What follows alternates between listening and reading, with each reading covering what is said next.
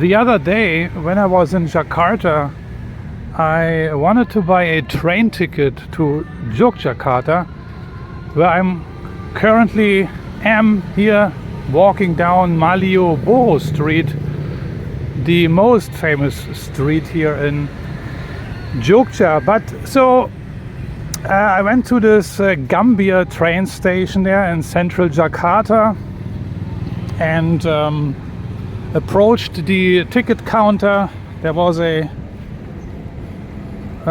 young Indonesian woman sitting there. She was a Muslim and she spoke English. This is the good thing for you to know when you want to buy train tickets and stuff.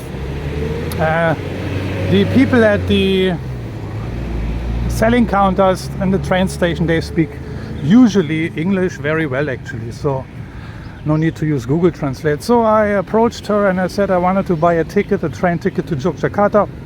I was inquiring about the prices a little bit, and then I decided to go for a ticket, and then she asked me for my passport. So I handed over my German passport, and once she kind of recognized that passport, once she recognized that it is a German passport, I don't know, it's a little bit hard to explain, but her facial expressions and the way she touched my passport or handled it, you know, was like she almost received a treasure. I'm exaggerating here a little bit because it's a little bit difficult to explain, but all this happened obviously in milliseconds. But you know, judging her facial expressions and the way she kind of received my passport when she looked at it and recognized it, she seemed happy, you know. So and then she started also to speak German with me. She spoke a little bit German, and then but it was very little. Anyway, we continued the conversation in English. It was just like a transactional thing, you know. I bought the ticket and then I left, basically. And this is actually the story and also the topic of today's video: how to meet girls in Indonesia. Expect the unexpected. And this is the topic of also like how to approach Indonesian girls, right? Some guys ask me how to approach Indonesian women. What to say? Yeah, what to say to them? What do I say? And where to approach? Which is the best place to approach women here? On the streets, in the malls, in the restaurants? Which are the best cities, the best places? Yeah, I've done a video about this also, how to approach an Indonesian woman, where I discuss this topic a little bit in more detail. All I want to say is that, of course, approaching here in Indonesia is different than in Western countries. Yeah, all you need to know basically is that the women here are more passive and shy, obviously, because it's a different culture. It's a conservative. It's more conservative and more traditional. So the women are very feminine here. So and it's not the job of a feminine woman to approach man anyway. So it's the man's job to approach, and the guy has to figure out how to approach this woman, right? So what is approaching basically, or what is opening a woman? Yeah, is nothing but striking up a conversation, you know. That's it, and that's all I want to say regarding this topic of approaching. But this obviously refers also to, you know, when you are planning to approach. Yeah, but this incident, well, not an incident, but this, what happened to me in the train station in Jakarta, was not planned. It was just an encounter, and this is also what I want to say in this video. That's kind of the message. You don't always need a plan. Yeah, you don't need to kind of grind it out or rack your brain what to do, what to say, where to go, and this and that. Of course, these information are useful, and you should think, where to meet girls, but you don't always need a plan. But the interesting thing is, at the time when I was buying the ticket and I had this interaction with this girl, I was not in dating mood, I was not in like approaching mood, nothing. I didn't have a plan to to approach her or to take things further or something like that.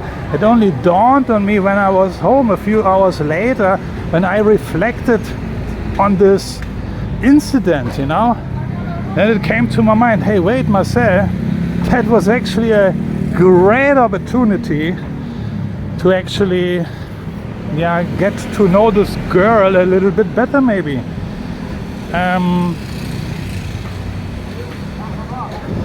This is what happened. Things, because we had a chemistry going. I could sense that, I could feel that, by reading her facial expressions, and you know what I mean. You get a sense if somebody is kind of, not maybe liking you, but there is a chemistry, there is a basis where you can escalate things, And this is what also can happen, of course, in Indonesia. Things are happening out of the blue, unexpectedly. And this is the good thing. You don't need a script always, And obviously this would have never happened to me in Germany, If I buy a train ticket in Germany and the lady or the man, let's say a lady, she wants to see my passport, of course she grabs my passport and then that's it, Because she is also a German woman, so there's nothing exciting to receive a German passport, and make a photocopy. By the way, there is a significant amount of Indonesian people here who speak German, who study German, who, I don't know, are interested in Germany, perhaps in the culture, in the language. And I also know for a fact that many Indonesians are studying in Germany as we speak, Germany is quite a popular country in Indonesia.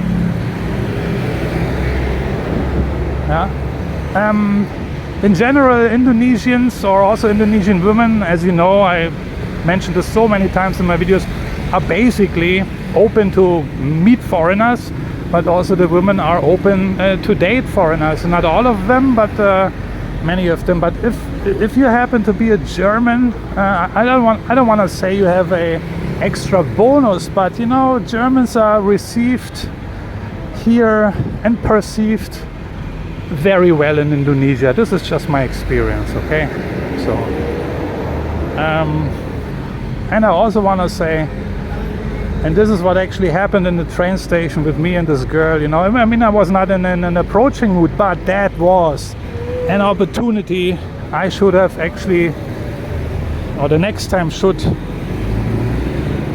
I should grab this opportunity, this is always this thing, the best ideas and stuff like that, they always come afterwards, when the opportunity already has passed, but this is what I was reflecting on, So we need to learn to spot opportunities on the spot, so to speak, and then grab them, take them, convert them, because this is the lesson, Again, you not always need a big plan, Opportunities are everywhere. It's like you're sitting on a beach, and watching the waves approaching the shoreline, right? The waves never stop, and this is how it is with opportunities. Opportunities come and go. This is my experience, not only with women, but also with other things in life, like jobs and other stuff, You sit on a beach, you're watching the waves. The waves are coming and going, but they're always coming. They're arriving, then they're disappearing. And so it is with opportunities, But we also need to get better in spotting and judging these opportunities for what they are, recognize them, right? And then take action. Because things can happen very spontaneously, and that was a very spontaneous situation there with the train ticket seller and myself, right? Because we also know there is no second chance, So I should have spotted this as an opportunity and take action right away, try to get her, know her, or talk to her. But again, I was not in an approaching mood. It was not in the back of my mind. But I'm just saying, you know. So there's no second chance, basically. This situation is not coming back again, you know. Or what should I have done? Should I have come back the next day and buy a new ticket, another one, just for the sake of meeting this woman again or seeing her, or kind of rearrange this whole scenario now that that's not working out? Because it's, first of all, not spontaneously, and maybe she's not even there. Maybe she's on an off day, or on her off day, or maybe she is busy with other customers. So forget about all this, you know. Expect the unexpected, and then, yeah, be alert. Be quick on your feet if you spot an opportunity, and then act immediately. Yeah, no second guessing, and then you might be successful with getting to know and approaching Indonesian women. Again, this woman there at the ticket counter, she felt a sympathy for me. I could see it from her face when she grabbed my passport, and she kind of smirked and smiled a little bit, and you know, this is what I could sense. So that was a great basis, basically, to take things further. And this is how it can happen here in Indonesia. So many different circumstances and opportunities. They're not every day. This is not happening every day to me, you know.